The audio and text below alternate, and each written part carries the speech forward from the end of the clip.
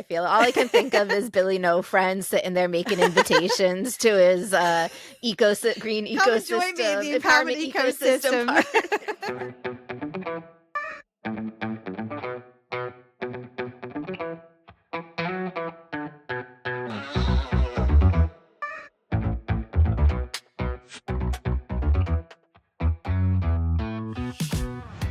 Hello, hello, hello, and welcome to Well Shit. It really is that simple. I'm Claire. And I'm Serena. On this podcast, we help you to understand about your 12 universal needs, why they are currently not being well met, how to meet them in ways that work for you, and how to consistently do so in quick, easy, and simple ways that fit seamlessly into your life. We'll also help you to understand how doing so will have a positive ripple effect in literally every area of your life. If you like what you hear, sign up for more support with meeting your needs with your weekly Universal Needs notes at theuniversalneeds.com. And enjoy the show.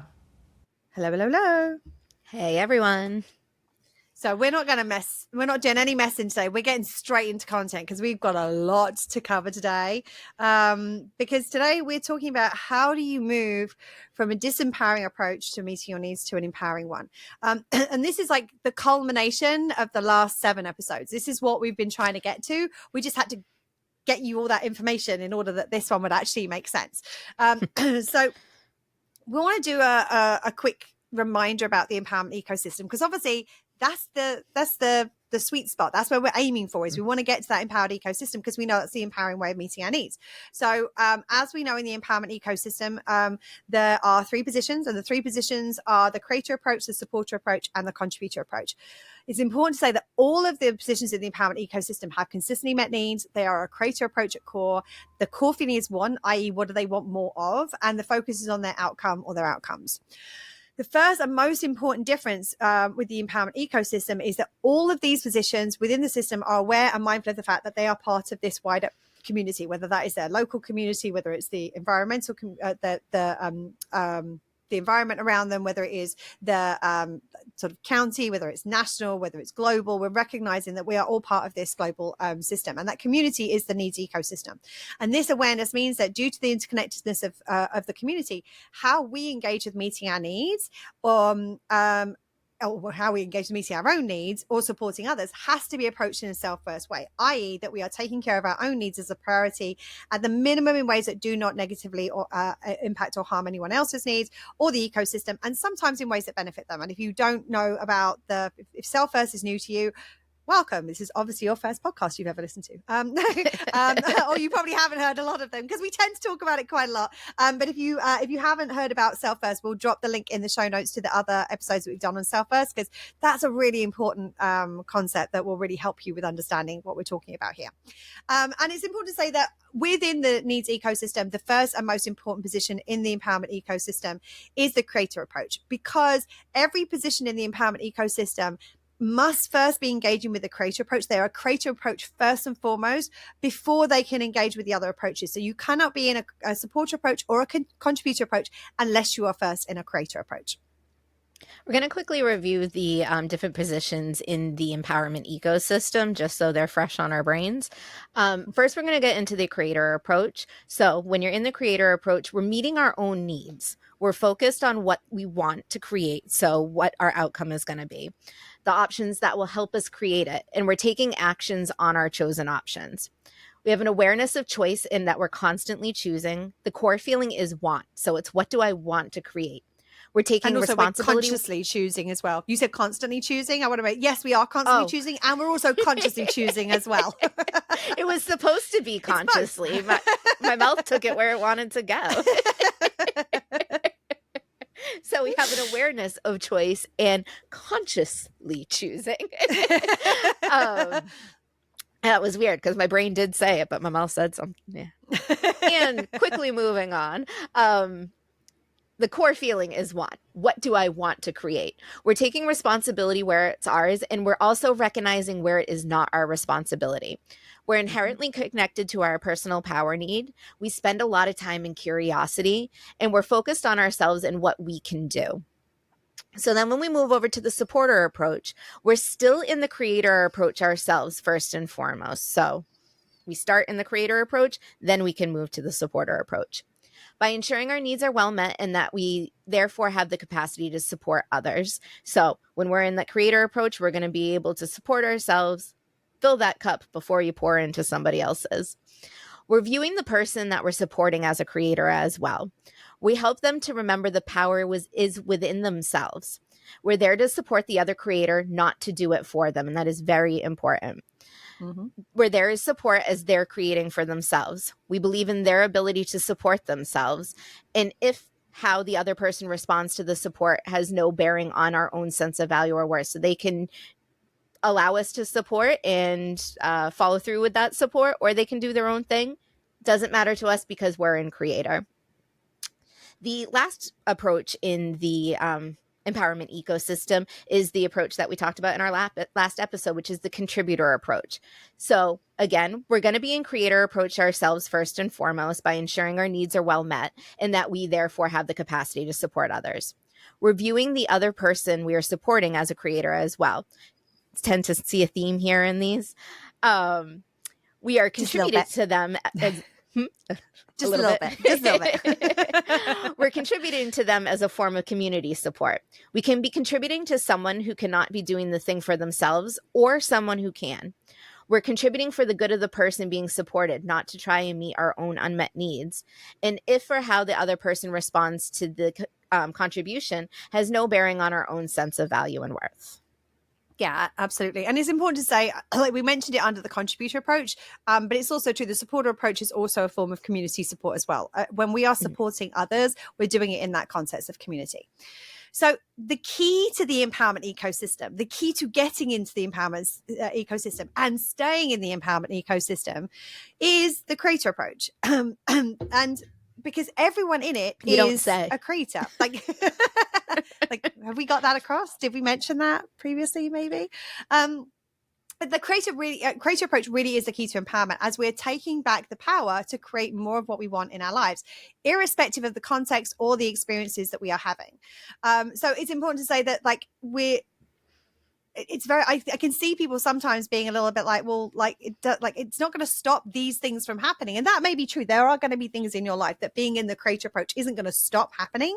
But what it does is it changes how we relate to the fact those things are happening and changes what we do in the context of those things happening. And it creates, means that we still have the power to affect change within the things that we can change, even in the context of the things that we can't. So we're definitely connected to our personal power when we're engaging with the empowerment ecosystem through the creator approach.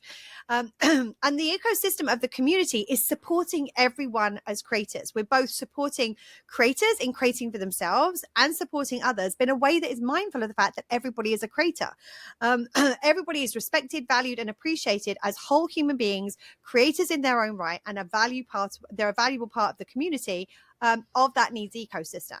And everyone can be in any one of these three positions at any point in time, depending on whether their focus is on their self-support, either in the creator approach, whether they are supporting others with their own self-support, i.e. they're in the supporter approach, or supporting others through contributing to them, i.e. in the contributor approach.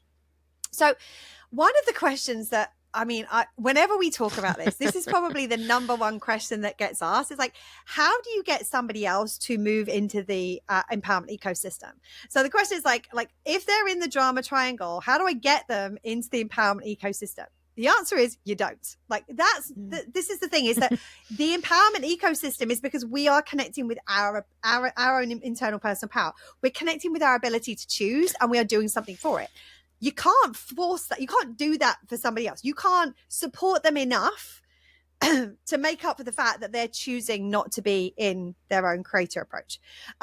You can't move somebody into the empowerment ecosystem. That is something that they have to do for themselves. Now, I can see people going, well, what's the point in this thing? Like, I'm going to sit over there in my green... 8 episodes or 7 episodes. And this is what you give me? Oh, well, hold on. There's more. There is more. Yes, it's true that you can't, and I can see people being like, well, I'm going to just sit in this green shape all by myself. Like, going to be Billy No Mates over here, sort of thing. And the truth of the matter is, it's a very British thing. Like, I don't even know where that came from. Like, We need to look up the Poor etymology Billy. of Billy No Mates. Yeah. I'm like, I don't know who Billy was. I hope he had friends. Like, I mean, like, but yeah, it's a. Maybe it was a childhood thing and now he's like super popular. Like, I mean, yeah, like, he's had that glow up since like high school, and now he's um. Billy If you're out lots of there, mates. Billy, we'll be your mates. Yes. So yes, it's true that you can't force anybody else to be in the empowerment ecosystem. You can't do it for them. And the most important thing, if you want somebody to join you in the empowerment ecosystem, is to choose to step into the empowerment ecosystem yourself by stepping into the creator approach and view the other person and relate to them as if they are a creator approach themselves. Because they can be, but not only that, I mean, a lot of the time we're just really crappy at creating. Like we haven't been taught to create the things that we actually want to create. We've been taught to focus on problems. We've been taught to see ourselves as the victim, and we're so good at cultivating that's what we're creating. So the irony is that a lot of us, like, if we're talking about these as approaches, which is what we are, like, we're talking about these are ways that people approach the situations in their lives. So we're talking about how we're approaching the situation. It's what we're doing that is creating what is happening. It's how we are choosing to interact with it. And we're going to get into objective harm in the next episode. Don't worry, we're getting to that. But when we're talking about how we're choosing to approach things, it's our approach that is creating this situation. So we are actually still creating, even if we're in the drama triangle, we're just creating something crappy a lot of the time, unintentionally and unconsciously, because we've never been taught to do this. So what we want to do is we want to step into the empowerment ecosystem. We want to be in a creator approach ourselves. And by doing that, we are basically inviting them and providing the opportunity for them to join us in the empowerment ecosystem.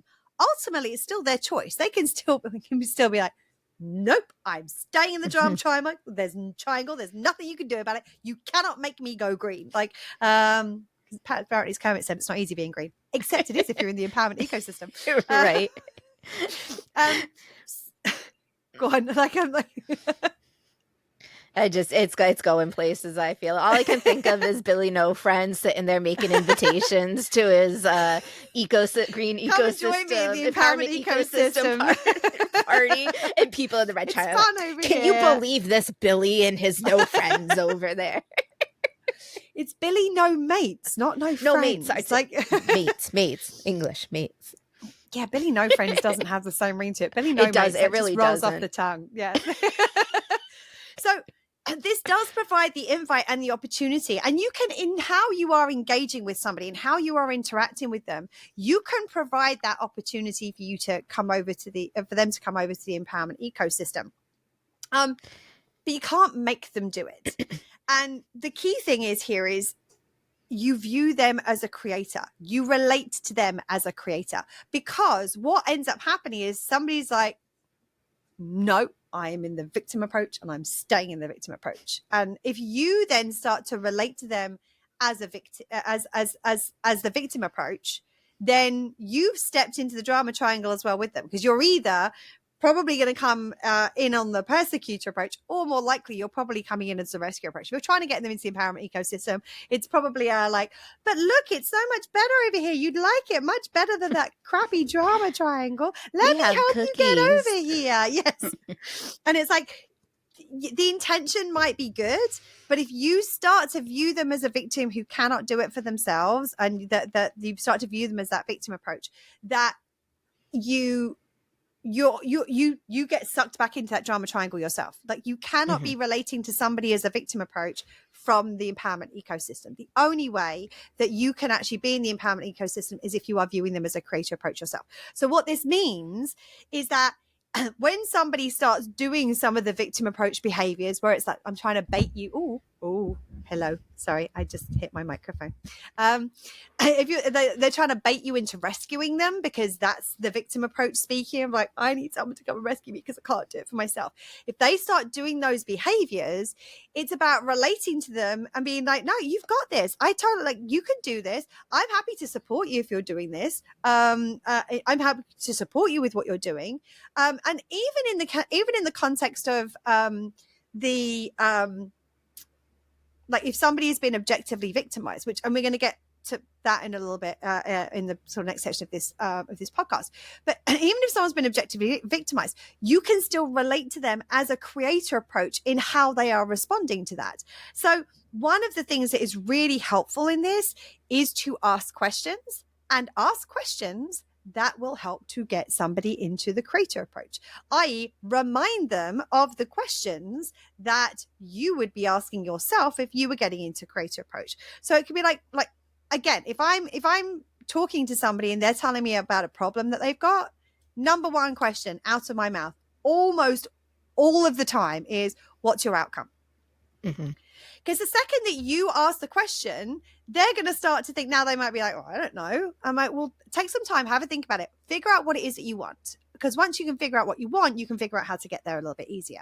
That's normally the end of the conversation. I'm not like, well, you need to be in a creator approach and this is how you do it. You've got to know your outcomes and blah, blah, blah, blah, blah. Because again, that I'm trying to be in rescue approach, but actually I'm then starting to get into persecutor approach. It's all very messy. I don't like that triangle. I mean, red is normally my color, but not in this circumstance.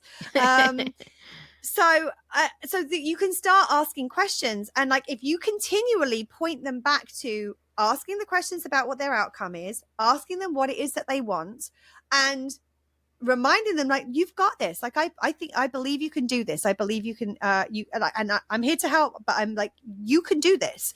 If you keep reminding them of their power, like not in a I need to empower them by telling them that they're powerful. That's what we're talking about. Again, you drop into rescue approach when you're doing that, but just reminding them like, you can do this, you've got this. Like, what is it that you want? Like, what do you like, what's your outcome? Like, what do you want to create here? Like, if by asking those questions you can start to open up the possibility, because a lot of people, when they're stuck in the drama triangle, they haven't even stopped to ask themselves what they want. Now, what you're most likely to get if you ask somebody what they want is them telling you what they don't want. That's probably the first thing that they're going to respond with. Well, I don't want this and I don't want that and I don't want that. So then the question becomes, okay, that's great. If that's what you don't want, what do you want then? And you can get them to start, like, you can start asking questions that opens up this possibility that most people haven't even thought of before, heard of before. And by doing that, you're inviting them to join you in the green shape. I mean, also, if you think they would be open and receptive to it, you can send them these podcasts. That would be helpful. That might help them to understand that, like I've got a green shape I'd like to invite you to. Like, it sounds a little bit MLM-y, doesn't it? Or like would you like to enter the kingdom of heaven or something like that? That's like asking you like well, I'm thinking about like people who like solicit on the doors, like, can I invite you in a business? Can I interest you in a business opportunity? Like it sounds a little bit like that. But I mean, you can even say, look, I used to struggle with this kind of thing. It's like, I found this thing that's been really helpful for me. I'm happy to send you some like podcasts that will like see if it might be of interest to you as well. Like, that's something you can do, obviously. But I think the most important thing is to ask those questions, to just start to get people thinking, because most of the time they haven't even thought about what they want. They haven't thought about their outcomes. They just don't want to be where they are in that very moment. And that is a valid and legitimate outcome, to be like, I don't want to be in this current space. It's the yes and. Oh, gotta love her yes and. But when you nuance, say they don't want to be where they are right now, they may intellectually think they don't want to be where they are right now, but sometimes subconsciously they do want to be where they are, because that's meeting their needs, or they think it's going to meet their needs to be there. So it's like, this is why it's like, sometimes people, and that's why, I mean, I saw a video the other day where somebody was asking a question, which is like, what is it called when somebody is complaining about a problem and you give them loads of solutions and they never like take any of them? And like that, like when you start noticing that pattern, that is somebody who is committed to being in the victim approach. They may not realize that that's what they're doing. They might not be aware of it. They might not be intending to do it. They may not be conscious of it. But that's what those things happen. And in those moments, this is where it's really important for us to kind of set some boundaries around like if this is somebody, I've had people who are like, you get on the phone with them and it's like 2 hours later, they're still bitching about the same problem. And it's like, and again, there's a difference between I'm verbally processing this. I'm in order to get my co-regulation support. But when you're talking about, this is like the 10th time we've had this conversation, it's the exact same conversation every time. I've offered you some suggestions and you haven't tried them, but you're still complaining about the same issue. This is where it might be worth, like, maybe we limit the length of the phone calls. Maybe we say, look, I've got a limited time right now. I've only got 30 minutes for this phone call. I'd love to tell you about some of the stuff that's going on in my life. Like, why don't we each tend to take 10 minutes to update each other on what's going on? So we've got time to like catch up and what have you. There are different ways of doing it. And sometimes it's just by like withdrawing a little bit and not feeding that, because a lot of the time, if we are, we're with good intent, trying to support the other person by listening. Sorry, got a frog in my throat. Kermit, we know we're talking about it's not easy being green. That's not what we're talking about. You're not welcome right now. But like, if you're sometimes, like, when you're in that position, it's about starting to deviate. You want to support them, but if you sit there and like for like 2 hours, like, it can be sometimes feeding that, because you're giving the attention that behavior. So it's like being like, and this is where the nuance comes in with this, is like figuring out, where do we need to set boundaries so that we're not feeding the drama triangle? Where are we opening things up to invite them into the empowerment ecosystem? Where are we demonstrating the empowerment ecosystem by, like, when we're talking to them about our problems, it's like, so here's I had this thing that was going on, and then I figured out, like, what was my outcome? Like, really what I wanted was this, and here are the options I could take to do it, and this is what I did. So I feel like I'm making progress now. Like, even just verbalizing that to people, you're giving them ideas, and you're showing them that there's a pathway that you've taken, without going, well, what you need to do is you need to do this, and you need to do that, and then you need to do this, and this is how you're going to get out there. Because I listened to this podcast and they were talking about this weird red and green and frogs and stuff, and I don't know who Billy was, but he showed up at some point. But he didn't have any mates with him. He was sending out invitations to some green shape. I wasn't quite sure about what was going on. You don't have to like break it down in that way, but just by demonstrating it, by role modeling it, by doing it yourself, you are providing that you're opening up possibilities that they may never have even thought about before. I mean, like when Serena and I first met, I didn't sit her down and go, right, so there's these two shapes, right? And you're currently in this shape, and I really think it would be helpful for you to get this shape. Like, I just did it. I bead in the empowerment ecosystem. I was like, I just did my life in the empowerment ecosystem. And as we spent time together, I could see Serena being like, okay, I see what you did there. Okay.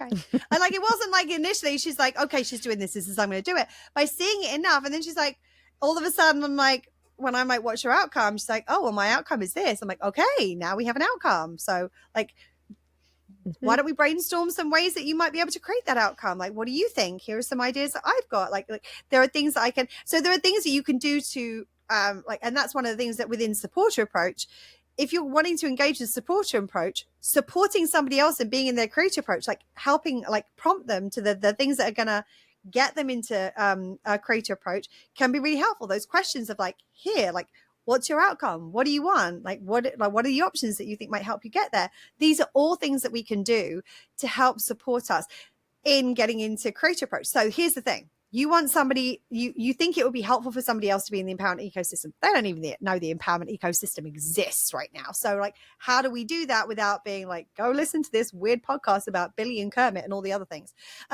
What you can do is, by seeing the other person as a creator, you can drop into supporter approach. And in supporter approach, you can start to ask the questions that would support a creator in being their own creator approach. So by asking those questions, you provide the opportunity for them to be there. If they're sat there going, no, I'm red, I'm a drama triangle, and I want someone to come and fix it for me, there's only so much you can do.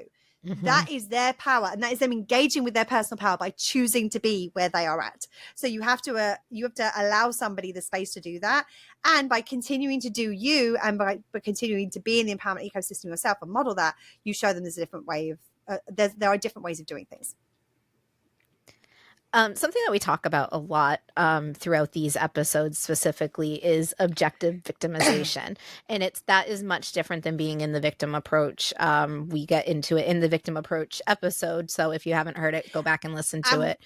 And we're going to be getting into this way more in the next episode. Like there's going to be a lot more to this piece when we come to the next episode as well. Yes. So we're going to talk a little bit about how to step into the empowerment ecosystem if you have been objectively victimized. So it's very important to note that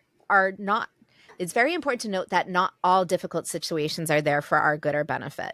And a lot of personal development tries to convince us that there is a silver lining to everything, and that there's always good in every situation, no matter how seemingly bad it is, and that all situations are inherently good for us. Yeah, it's whatever doesn't kill you makes you stronger.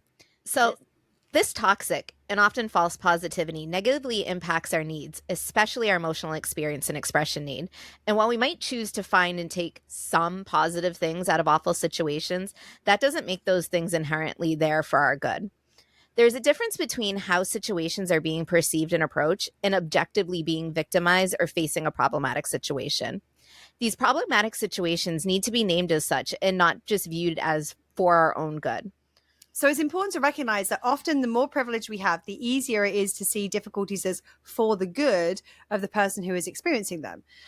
So for example, like for some people, being laid off or made redundant might seem like a good thing, as it might challenge us to learn, grow, or look for more for ourselves, look for new opportunities or what have you. But for other people, it might mean we're unable to pay rent, feed our family, or heat our home. This could negatively affect multiple of our universal needs, including leading us and our family to being houseless. Getting a serious diagnosis could be a warning that could inspire us to improve our mental health and well-being, but it could also prove to be a terminal diagnosis. Sorry. Kermit is definitely making his presence known today.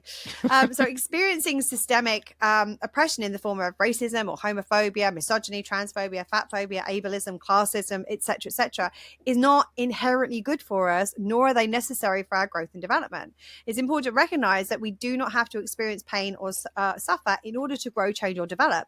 And viewing every bad situation as experience or situation as for our good can create this illusion. Sometimes we're objectively the victim of shitty circumstances or behavior of others, but it does not mean that we're put into the drama triangle dynamic due to their presence. We can still choose how we respond to these shitty circumstances or bad behavior from others. We can still decide what we want to create from within the context of these circumstances, which then puts us in the creator approach. So what we might want to create is more emotional well-being through processing our valid emotions about the problematic situation. It might be simply to cope with or survive through the current situation. It might be to heal from the fact the situation has happened, or accountability or justice for the circumstances we are in and the others involved. All of these are valid creator approach responses to crappy situations that aren't inherently good for us or necessary for our growth or development. So it's important to recognize that challenges that we want to benefit, learn, or grow from. And it's also important to recognize that they're just unpleasant or problematic situations that we want to deal with from a creator approach. And we're going to get, as I said, we're going to get into this a little bit more in the next episode, where we're going to look at what are the situations in which actual harm is being done, which is very different to the approaches that we are taking when we are looking at different situations. So how do we move from the disempowering to an empowering approach? Finally here. So because each of these positions in the drama triangle, because each of the positions in the drama triangle are at core a victim approach, and because each of the positions in the empowerment ecosystem are at core a creator approach, in order to move from the red ways to the green ways, from the red drama triangle to the green empowerment approach, we need to focus on moving from the victim approach to the creator approach. So it's important to recognize that the victim approach and to the creator approach is also a spectrum. It's not this binary on off. It's not like, oh, now I'm in victim approach, now I'm in creator approach, now I'm in victim approach, now I'm in creator approach. So there's going to be some kind of there's like a journey. Yeah, there's a journey or a transition between those two positions. And owning where you really are on that spectrum allows you to move along it more easily in the direction that you want to travel. So, for example, when I started coaching, I was in the rescue approach. I wanted to help people as a way of avoiding my own problems, as a way to feel valuable and to feel good about myself. It took quite a bit of time and work to really shift being in the supporter approach instead. And because I was in the rescue approach, I also knew that I was actually in the victim approach. So the most important thing for me to focus on was like, okay, I'm in the victim approach, which means I'm focusing on the problems. I'm focusing on everyone else, either blaming everybody else or wanting other people to fix it for me. My feelings are anxiety, and I'm feeling kind of helpless and powerless. Like that's where I was at when I was in the victim approach. if I want to move to the creator approach, what are the things I want to do? I want to start supporting my needs. I want to focus on what are my outcomes. I want to like connect to that feeling of what is it that I want. I want to focus on me and what are the things I can do and the options that I can potentially take to create those outcomes and taking action to create them. So those steps, the steps that we've broken down, both in the how to connect to the creator approach, the supporter approach, and the contributor approach, those are your step by steps. Like if you find yourself, if you're like, I feel like I'm in the direction of the drama triangle, I think there might be a little victim approach loitering around right now. If we find ourselves in that place, just drop into those steps of connecting with the creator approach. Like the second you start to do that, the good thing is that the way our brain works, when it hears a question, when it reads a question, when it thinks of a question, it automatically tries to answer it. That's how our brains work, which is why you see a lot in marketing. People use questions a lot in marketing, because the second that somebody has read the question, their brain has already answered it. So it actually gets them engaging with what is going on, like from the very get-go. Same is true with the creative approach. If you start asking yourself, like, what are my outcomes right now? You ask yourself that question, your brain is going to start to try and come up with what your outcomes are. It may take a while. It may may need to think about it a little bit, but it's going to start thinking about what is it that I want right now? What do I want to create right now? Those sorts of questions, by the very fact of answering them, it's going to actually start to move us more in that direction.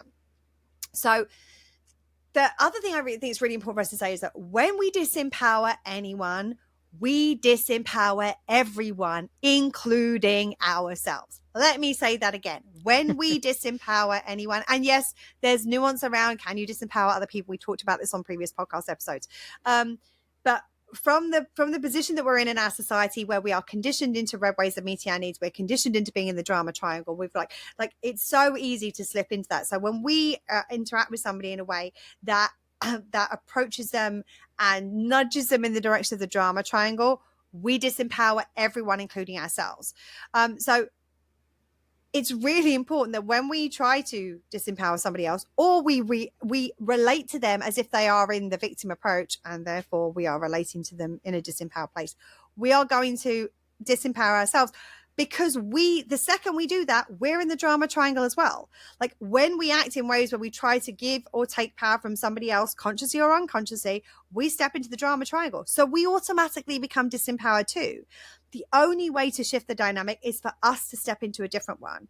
We provide the opportunity for someone to then join us there, but it's still their choice. But it's key to recognize the second you notice I'm engaging in any of these drama triangle behaviors, I've got to consciously and intentionally take the steps to put myself back in the empowerment ecosystem. Because even if I'm trying to do the right thing, or I'm trying to help somebody else, you're going to be in the rescuer dynamic, which the rescue approach, which we know then almost certainly becomes the persecutor approach, because we're keeping somebody or supporting them and staying in the victim approach.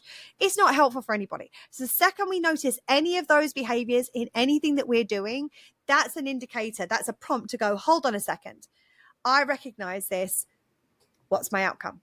What do I want to create right now? What are my options for creating that? The second we start doing that, we redirect ourselves and move ourselves back in the direction of the empowerment ecosystem. Something that may or may not be surprising, depending on how many episodes that you've listened to, but there is a link between trauma and the drama triangle.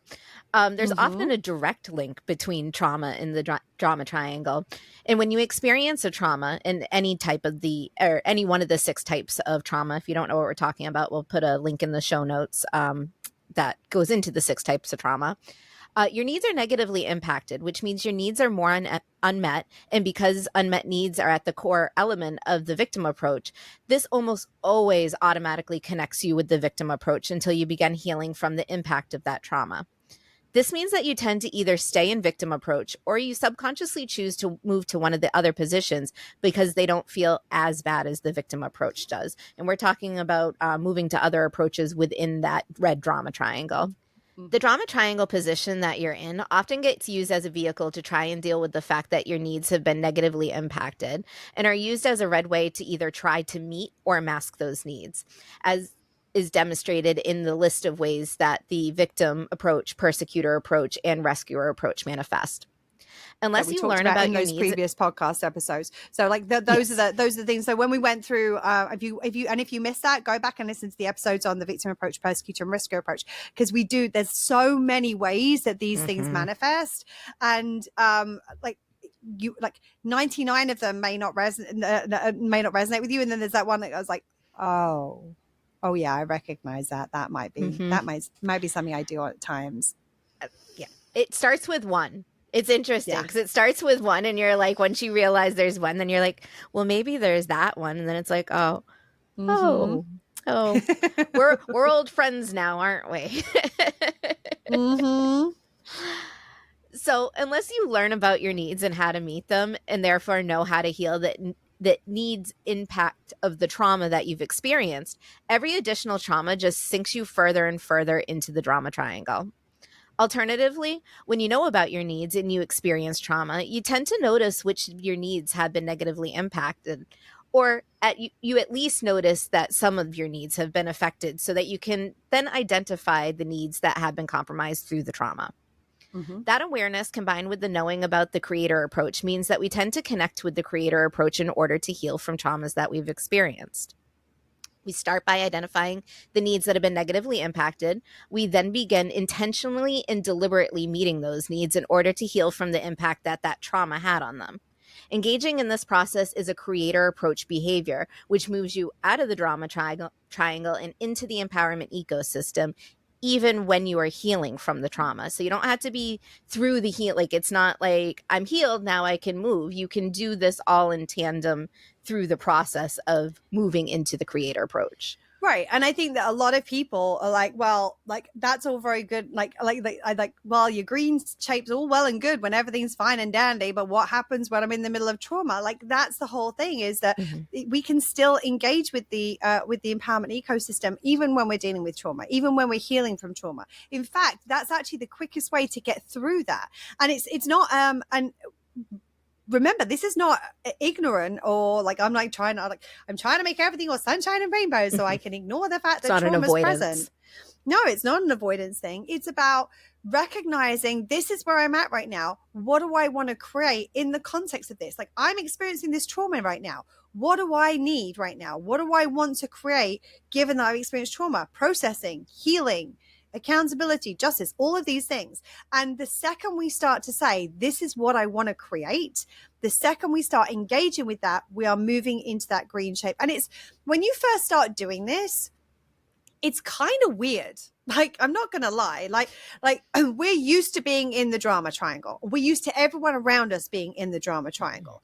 And especially when shit hits the fan, especially when things go wrong, especially when the life be lifing in a way that has us going, are you fucking kidding me? Seriously, this now or again? Like, and those times, like, we're so used to that dynamic. We're so used to either like dropping into that victim approach to try and get someone to come and rescue us, or jumping into persecutor approach as an avoidance strategy, or jumping into rescue approach so we can feel good about something, even though everything else is feeling shitty.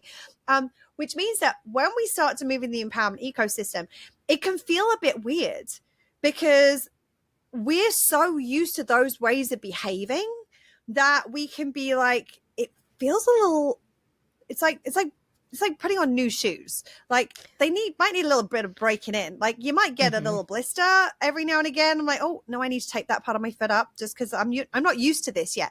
That doesn't mean to say we wear the same pair of shoes for the rest of our lives because we put a new pair on and they're uncomfortable. We just need to get used to it. We need to kind of break them in and get used to doing them. And when we start to do that, I think that the drama triangle is called the drama triangle for a reason. It's because of the drama associated with it. And we're so used to this drama. Like, especially like we've talked about this in the past, like when we're used to seeing things in TV and on films, which is like, or on TV and in films even, like my brain was like, that doesn't sound like the right way around. It's like, this is what friendship looks like, is when everything's high drama and this person comes in to save me from everything, and oh my god, where would I be without you? Or like the romance story that like everything comes falling apart and crashing down, and then we rebuild it and we come back and we have this redemption storyline. Yeah, that's great for entertainment. It sucks for life. Like, it is not a fun way to live your life. I mean, so many people watch like soap operas. I'm like, they're not called stories. I just say like I'm gonna Yes. watch my stories now. But like those are like a lot of times people will look at those and be like, well, those are just kind of silly because like they are so dramatic. Mm-hmm. And it's what we're drawn to. It's what we're around. Like there it's But it's like you can't entertaining. That is it's entertaining and entertainment. you can't have that passion without that drama, people think. And it's like that's not necessarily, you don't need the drama to create the good. And I think that's what I was getting at. Like Yes. a lot of people think like you need to be in the drama triangle to then go into the empowerment ecosystem, to stand in the empower ecosystem and be like, look how far I've come, and like now Well, everything's peachy keen. and you said something that I think is really important there, that I don't actually agree with, because you said you can't have passion without drama. Yeah, you can. You can be really passionate about what you want in life and creating that thing that you want in life. But that's the problem. We've been conditioned to believe that like drama and passion are inextricably linked together, and you can't have one without the other. Bullshit. Passion without the drama is so much better. It's so much more enjoyable. It's so much more fun. It's so much more fulfilling. Like, it's enjoyable. But as I said, like it can feel a little bit weird where it's like you like we don't have these low lows and high highs. So sometimes it can feel like, oh, well, we're not enjoying things as much because no, you're getting a high. You're just not contrasting it with such a massive low that it feels dramatically better by comparison. It's like, no, it's way easier if you can go, oh, there's a little bit of a low, that's fine. And like, oh, this is fun up here. Like, this is good. Like, it's that contrast sometimes can have us feeling like this isn't as it's not meeting our needs as intensely as the first is. The truth of the matter is, a lot of the time it's meeting our needs better and more intensely. But the thing is, we're not going from such a huge deficit of our needs being met to our needs being met, to our needs being compromised, to our needs being met, to our needs being compromised. Trust me, it's exhausting. I mean, roller coasters, all fun and games at a theme park. In your personal life, 10 out of 10 do not recommend. Like, hard pass. So while this might feel a little bit weird and a little bit strange and a little bit less intense, your nervous system is going to be calmer. Your needs are going to be more fulfilled. You are going to be less compromised. You're going to have more energy. You're going to be more resourced, and you can then build. You want more intensity. You can build that in the sense of our needs being met, without our needs needing to be so dramatically compromised to feel that extent. And like, once you start to get into that, it's like people, I saw a video a while ago which said that butterflies, when you are in a dating situation, are actually a bad thing, because the reason that you have the butterflies is that it's the anxiety of like, are they going to like me? Are they not going to like? They don't feel entirely safe. Is this going to happen? Is it not going to happen? Like, you don't have that security and that certainty. And people have kind of been conditioned to believe butterflies are a good thing. And it's like, no, that is a warning sign that this person probably isn't feeling safe and secure. And sometimes when you initially feel safe and secure, it can feel maybe a little bit boring by comparison. But once you have that stability of your needs being well met and supported, then you can grow and you can be like, okay, where's my enjoyment? Where's my passion? Where's my joy? Where's my excitement? Where's my fun? Where's my playfulness? You can bring in all of those things from a stable and secure base, which is going to be much more deeply fulfilling than the alternative. And it's what we're always talking about, consistently meeting your needs. Like, we're not used to that. We're not used to having our needs consistently met. We're not used to consistently feeling good or even okay. No. like we're not used to it. So when we do, it is kind of like, yeah, no, things are good. And it's like, sometimes we think, oh, like, oh, ho hum, they're just good. But like, that is an amazing thing when you can, like, when they are consistent, you're like, yeah, like, no, there's no drama triangle right now. There's no nothing. It's like, but things are boring. And then you go back into your little creator mode and you go into the creator approach and you're like, all right, now what am I going to create? Because I'm consistently met. And like Claire said, you amplify that good. And I think it does. It roots from the place of we're not used to consistently having our needs met and consistently feeling good. So that in itself feels strange. Like, well, and I think that there's also, I think that part of the challenge is that we've come to associate a lack of drama with boredom. Mhm. And they're not the same thing. Like, Nope. just because there's not drama doesn't mean to say it's boring. It may just mean that things are stable. And then once things are stable, you can create some fun on top of that. But I think that so often it's like we're so used to the drama that the absence of drama feels boring by comparison. And I'm like, I mean, I cannot tell you the number of times there's been a lot that's happened over the last couple of years in our world. And I have said this on occasion to different people. What I wouldn't give for a little bit of boring right now. Like, I would love a little bit of boring right now. And the truth of the matter is, what I mean is stable. But I would be happy. I would be okay with boring. Boring is way better than drama. Like, it is way better, like, because comparatively. And actually, but just because it's not drama doesn't mean to say it is boring. Sometimes it just means that we've lost these like spikes, these peaks and troughs. And like, sometimes it can be like when you're like, if you think about somebody who brings a lot of drama into your life, there's an excitement that comes with that. But that excitement is the anxiety of, I don't know what the fuck they're going to do. And am I going to be taken out of the knees, or am I going to be flying high by the end of this interaction? And the truth of the matter is, I would far rather be on my own than, and like when they disappear, it's like, oh, like you feel their absence, but feel their absence. And it's like, oh, hold on a second. I'm not stressed. I'm not anxious. I'm not worried about what's going to happen next. I'm not concerned that this could take a turn at any second. And we both have people in our lives who fit into like, there's definitely a couple of people coming to mind right now where I'm like, and I mean, there were times when it was fun, and there were times when it really wasn't. And through setting boundaries, we ended up in a position where they are no longer a part of our lives. And it's like, there's that space to exhale. And it's like, okay, were there times that were fun? Yeah, but I can have fun times with people who don't create that amount of anxiety and stress. Go back to your 80-20. Like, right? It's the same thing with relationships. Like, if it is 80% 20, 80% 20, yeah. Perimenopause is a bitch, people. True. Facts. Claire had sent me a video, and I'm like, oh my gosh, I'm the girl in the video right now.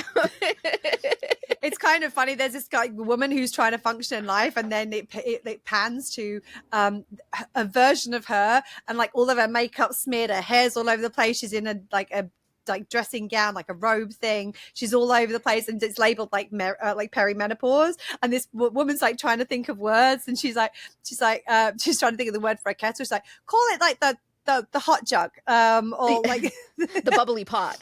Bubbly pot. Yes, exactly. And like, as people are experiencing some of the mental challenges with that, it definitely resonates. So yeah, and of course now another lovely factor, not that my ADHD needed any help with this, but I forgot where I was going with that. 80-20.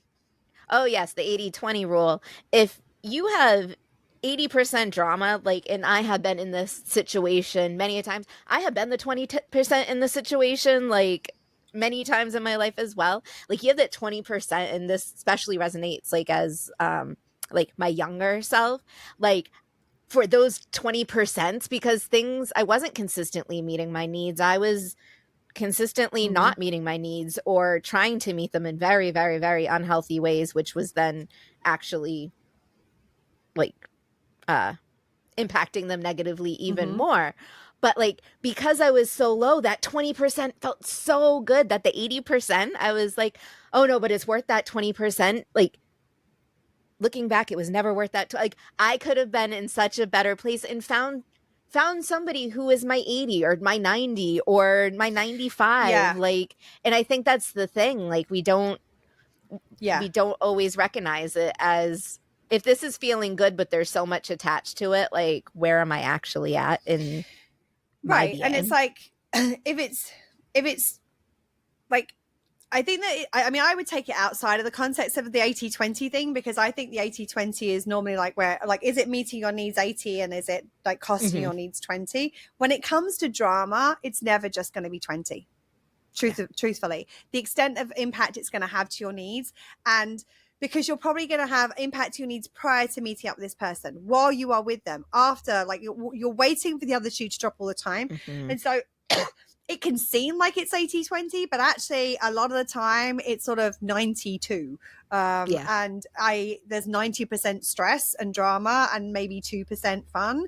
And what you want is the people who are 0.5% drama. Like we all have, and not to say drama, like there's going to be times when you're going to have challenges in relationships. You're going to have things, and yeah, someone's got a lot going on and maybe they're a little dysregulated or what have you. And so there's a little bit more intensity, or it's a little bit more stressful in those moments. But when it comes to our relationships, we want those people who, like, even in those moments, they're still mindful of themselves. They're still mindful of the relationship. And therefore the impact is never going to be as severe, because it's like, I get like, I'm like, I love you right now. I'm just overwhelmed right now. And I don't want to interact because I don't want to impact you. Like that is huge. And that is the thing that takes it from a 20% down to a 2% or a 1%, or like as we were saying earlier, like that like if we're in a position where, like we were talking about in the previous episode, where we were talking about, like, if I was in a position where I was in a hole and Serena couldn't be there to support me, her not being there was the taking the that stress and anxiety out, because if she'd come in at a time where she wasn't in the right place, that would have added more to the situation, which would have negatively impacted, it would have amplified everything else that was going on. And so it's really important to recognize that it is possible to have people in your life where from my take on things, I would say you want to avoid drama, period. Like you don't want people who are bringing any kind of drama into your life.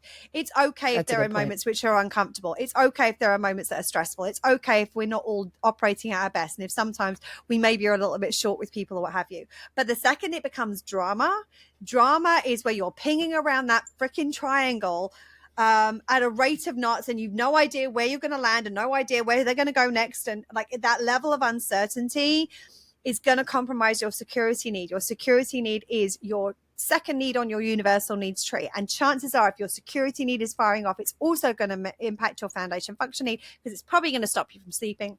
It's probably going to stop you from resting. It's probably going to stop you from being like at peace and settled in your own body. So as far as I'm concerned, I mean, I've always said, and it's funny, I want to get a t-shirt with this printed on at some point. I've always said I'm allergic to drama, and I really am. I'm like, we can have an issue. I don't mind there being issues. Let's talk about it. Let's resolve it. But the second it becomes drama, the second it becomes this thing where that's where it's toxic. And the drama triangle is where that lives. That's a really good point. I'm glad that you brought that up, because you're right. Like, you shouldn't walk into a situation where there is knowingly 20% drama in the relationship. Like, there can be dramatic instances within any relationship, but if there is a a drama component that is consistently there, then I that's think that consistently you can have dramatic situations that you might have to deal with within a relationship, but there's a huge difference between you having to deal with drama or something dramatic that's happening around, or you in the space of your relationship, but you shouldn't be experiencing any kind of drama in the interactions within your relationship. The second you notice that's red triangle like flashing at you. Run away. It doesn't have to be like this. And I think that because there's so much drama that is cultivated in our society and in our culture. Like if you think about like the kind of mean girls thing that happens in schools and bullying, there's so much of that we get conditioned into being around, that we just think that this is the way it's supposed to be. And it's like, no, there's a better way. It doesn't have to be like this. In fact, it's way better if you go, drama llamas are not welcome here, out the door. That becomes, because then what ends up happening is that if you end up with a dramatic situation that look at Serena and I don't do drama in our friendship, in our relationship. Are there times when we might be pissy with each other? We might have accidentally negatively impacted each other. We're dealing with stressful situations. Absolutely. But when we interact with each other, it's a zero drama space. We will express how we feel and we'll communicate it to resolve it. But the key thing is when we are then dealing with any dramatic situations, because unfortunately we have had some dramatic people around us which have brought drama to our door. What that means is we are a united front and we are a team in handling that drama because we don't have any drama between the two of us. And that solid foundation in that base, there's a trust here, there's a security, which means that actually I can deal with way more when Serena and I are like in cahoots than I can on my own, because I know I've got backup and I don't have any worries about there being any kind of drama between the two of us. Okay, how are we going to do this? Are we going to divide and conquer? Do we need to figure out how we're going to approach this? What's the strategy towards this? Okay, and 99.999% of the time it's dealt with like that.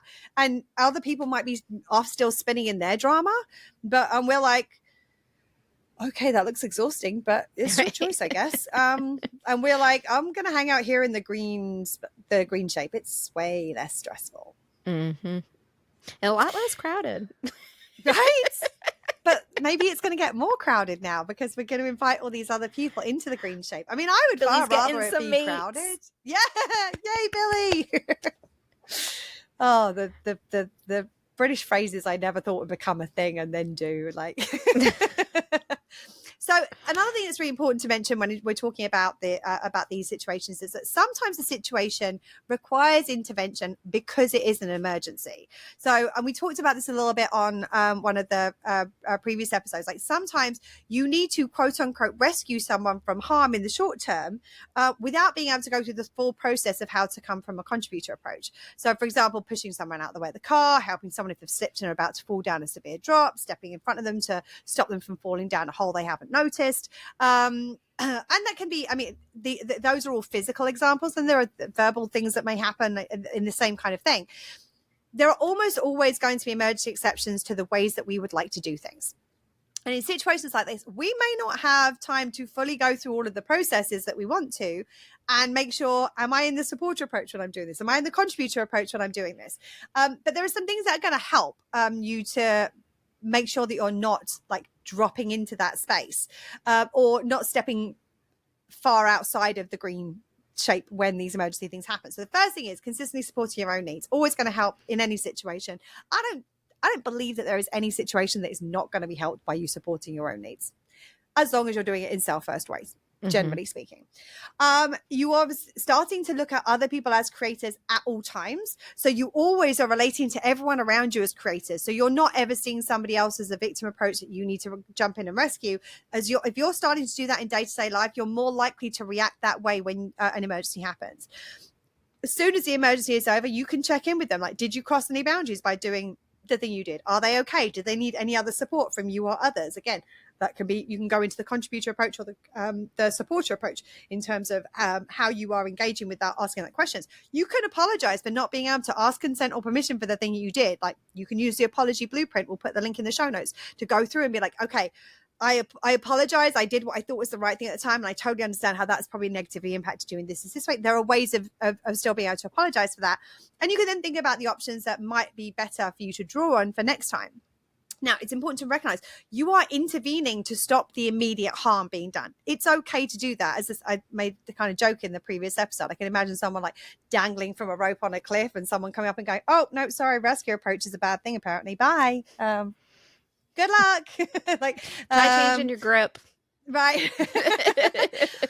Once the emergency is over, you can then drop into the creator approach and figure out whether you want to be in supporter approach or contributor approach from this point forward. And we're going to talk a little bit more about this in the next episode, where we're going to be talking about objective harm and all those sorts of things. The other thing I think it's really important to say is that there is a difference between a short-term coping strategy and a long-term needs meeting strategy. So it's important to note that there is a difference between these two things, and that sometimes we can knowingly choose a less ideal option because it's sometimes the best available in the circumstances. So sometimes we validly and helpfully will use masking behavior or red ways of meeting needs to cope with the situation short term. It's not okay. It's sometimes necessary. So, for example, if you're traveling, like just to give a really practical example, if you're traveling late at night and get hungry, you might want to eat. You might need to eat food that is less than less nutritious than you would ideally want, because it's the only thing that's available. In this situation, the nutrition of the food isn't necessarily what makes this a red way of meeting the needs. It's a situation that changes how we're choosing to meet the need presence. Like, I'm like, I got it. Like, this is the only option I have right now. I don't have any choice right now, which kind of moves us away from our personal power need being met. the point is that it would be it would be more harmful to you to go, I'm just not going to eat anything. There's nothing nutritious, so I can't eat anything right now. So the point is that in this example, it's more important to eat some food rather than no food. And so that red way of approaching it becomes a short-term coping strategy. So likewise, if you get triggered by something in a group situation, you might mask how you're feeling in front of everybody else in the short term, in order for you to be able to unpack and address the trigger when you have the space alone to do so without any pressure or interference from the other people present. Like if you're around emotionally unsafe people when the trigger is activated, it's going to be important for you to get yourself to a safe space before addressing what's come up. So again, it's a short-term coping strategy, which is necessary in this situation.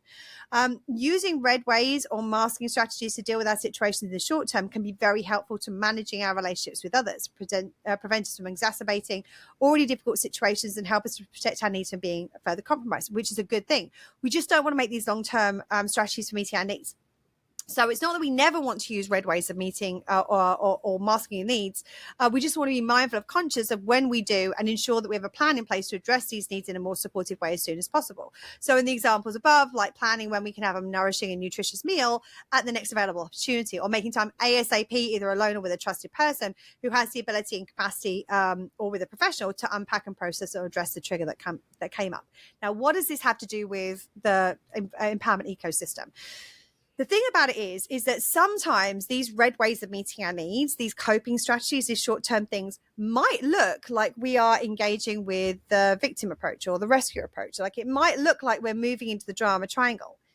And if we are intentionally in the creator approach saying, my outcome is to cope with this situation, my outcome is to get to the end of this situation. And then like when we talked about in the creator approach, when you like the final step is that optional, like what's next kind of thing. Like my initial thing is I've got to get through this period of time. And then the next thing is, right, now, how do I deal with the needs that have been impacted by what's going on? By saying I'm intentionally doing this as a short-term coping strategy, you can still be in the creator approach. Now, of course, it's really important that you're not doing this in ways that negatively impact somebody else. That's the important thing to say here. But sometimes some of the things that we might do as a short-term coping strategy might be things that look like they're actually engaging with the drama triangle, but they're not. So let me thinking about like just a silly example of like toxic positivity. So it may be in the short term with the people you are around, you're triggered by something, but you need to like basically act as if things are positive so you can get out of this emotionally unsafe situation to get to a point where you can actually name what's going on and how you are feeling about it. That on the surface might look like toxic positivity because it's like, well, we're doing the thing that is not in alignment with how we're actually feeling and everything.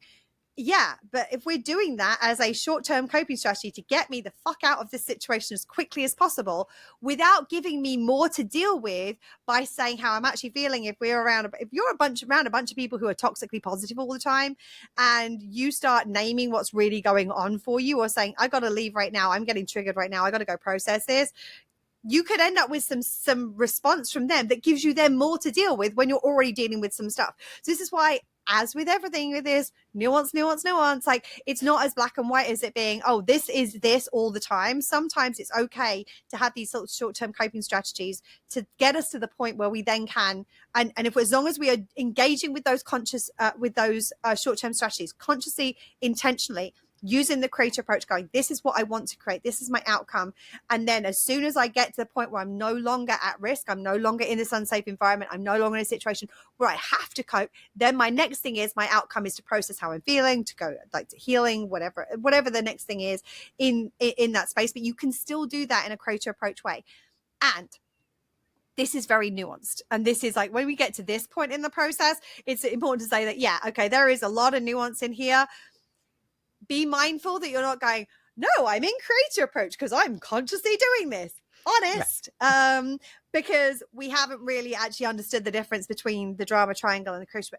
That's the sort of thing that once you're in the creator approach on the regular, and you figured out how, and you're kind of living there more than you are not, your needs are well met, that's the time to start sort of playing with those things. If you're kind of blurring lines, but you're not really solid in the empowerment ecosystem yet, chances are you might be doing it. You might be convincing yourself of something that's not really true as a way of trying to meet your needs, which means you're probably in the drama triangle. So again, all of this is like nuance. There's like complexity in all of this, but I just wanted to mention it because I didn't want people thinking, oh, if I'm doing any of those things at all times, I'm definitely in the drama triangle. There are sometimes some situations, but be mindful when you start blurring those lines. I'm going to throw in a super nuanced question. As you're saying, like the coping strategies, like, yes, totally get it. Would you say that's just in relation to victim? Like, I can see it in rescuer too, but like persecutor, you're almost immediately harming another person. Like rescuer, I can make it work in my head, but I'm like, persecutor seems like a hard no for me. Like, I cannot be in creator and cope with persecutor because that is a direct thing to somebody else. Like, yes. Yes. Nuance. right? A lot of nuance. Nuance. And also bear in mind, we are, again, there's this kind of conflation happening between this kind of blurring of the lines between the approaches we're taking and the actual harm being done. So when we're talking about actual harm being done, we're going to get to that in the next episode. I would say the majority of the time, yes. I would say that, but I actually think like toxic positivity is a good example where if we're using toxic positivity with somebody else about their thing, then that's persecutor approach because we are diminishing, minimizing what's going on with them. So I think that yes, it depends on the circumstance of the situation. It can also depend on like the rescue approach might be something that we use as a short-term coping strategy because we're physically unsafe. And so we decide like we're going to engage with this to get us out of this situation where we are unsafe. And that's how we're going to get ourselves out of it. When it comes to the persecutor approach, we are, yes, there's something kind of on the edge of my brain. I want to agree with you because I think generally speaking, that's true. There's something on the edge of my brain when it comes to like, I'm thinking about like a toxic workplace environment. Like if somebody like if you're in a group meeting with the boss, for example, and somebody has come in and like stolen your idea and passed it off as their own, like there may be a kind of like, no, like, there might be something that may look like persecutor approach because it might look like, because it may be the thing that you need to do because of the dynamic in like it's very much situational and I can't say it's like absolutely yes for sure in any situation. There is definitely a situation where you could be in creator approach and looking like you're doing persecutor approach behaviors, but I think that it's possible, like the difference but very very unlikely.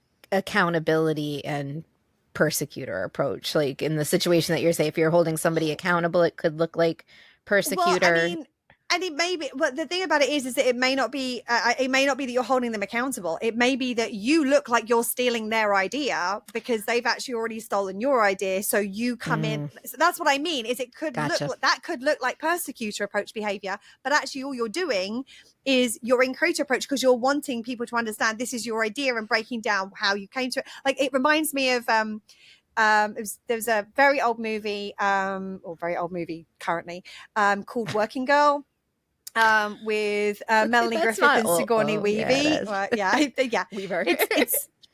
It's older than we would like it to be. And in it, it's a secretary and a boss, and the boss is the person who is she basically steals the secretary's idea and passes it off as her own to make this deal. And then she goes on a vacation. She ends up getting injured and so she's away for a while. And the secretary finds out while she's gone what's happened. And she starts to play the role of somebody who is at the same level as the boss and what goes to put the deal down.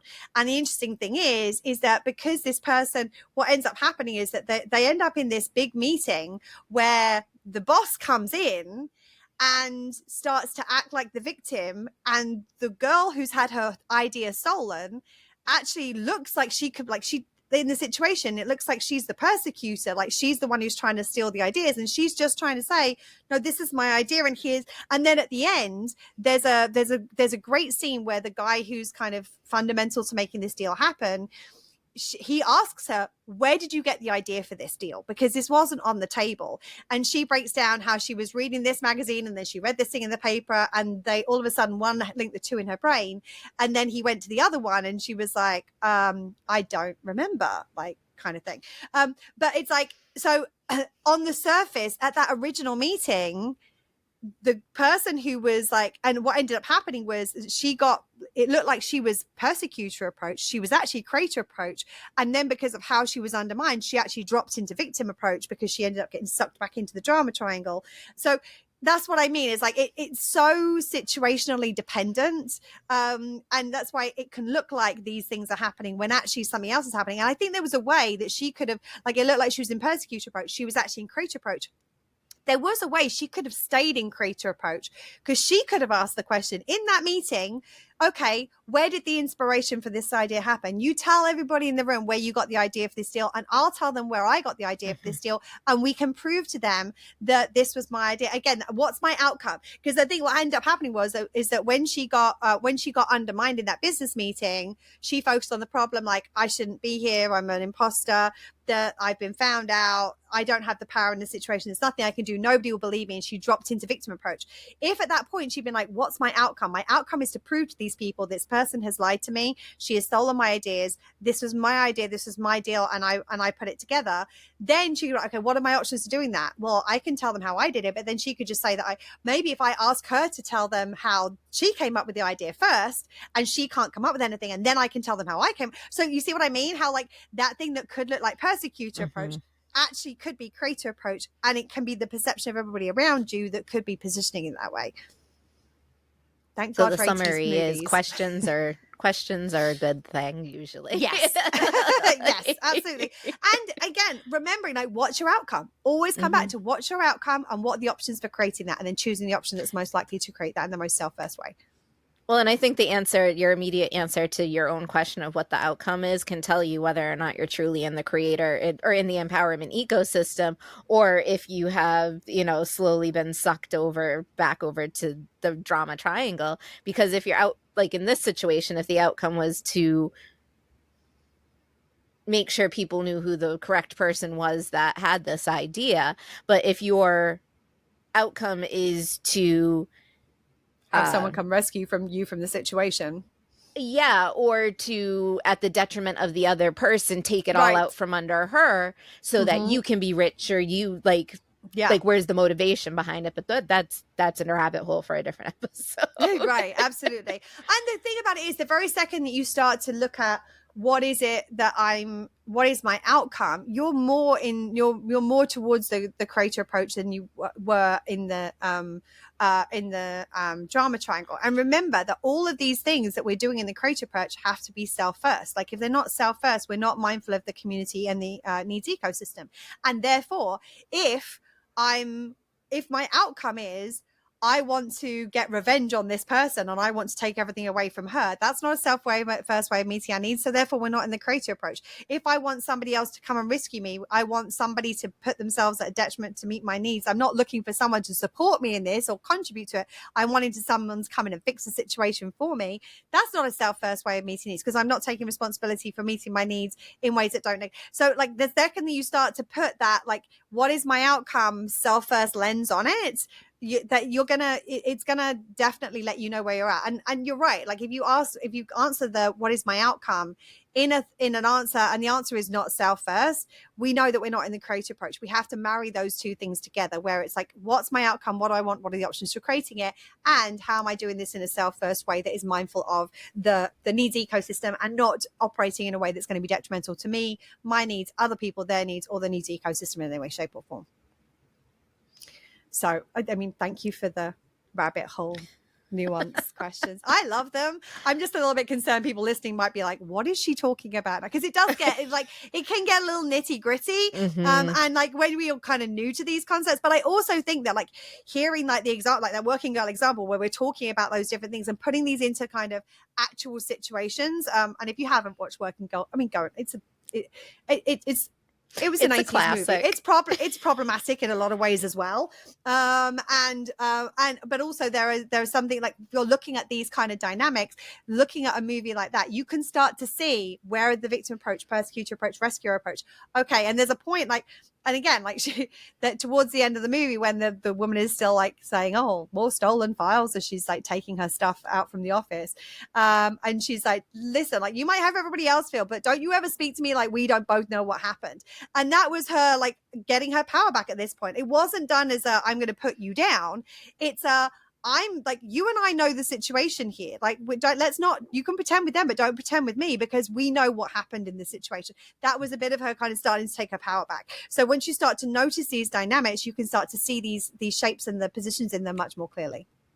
And if there's any point that you ever lose us in one of these podcasts, but you're like, I don't really know where they were going with that, but I'm really intrigued and I want to know more. Let us know. We can go down the rabbit holes in other episodes, and we are happy to do so if it will be helpful to you. Absolutely. Anything else you want to add to this episode before we finish up? Nope.